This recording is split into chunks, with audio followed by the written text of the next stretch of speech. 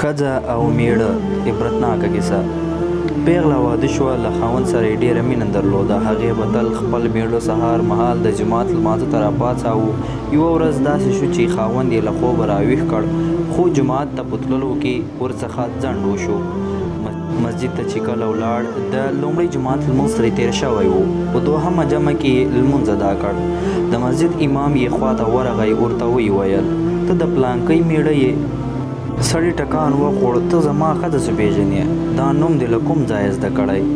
امام ورته وویل: په الله قسم چې نن مې په خوب کې د لومړي جومات لمانځه مقتدیان په جنت کې ولیدل. له مو سره یوه ښځه هم وه. ورڅخه وموښتل چې ته څوک یې؟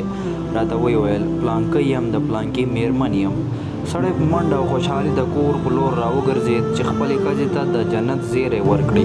خو چې کور ته ننوت، د خپل ژوند د ملګري حالت یې بل ډول و. هغه د کائناتو خالق ته خپل روح سپارلی وه او وفات شوې وه. د سهار په خوب ویده انسان فکر کوي چې یو ګړی به خوندونه واخلم او آرام به وکړم، خو دا غریب د هغو زړونو په مزو نه دی خبر چې الله جل جلاله پر وړاندې په رښتینولي ولاړ وي.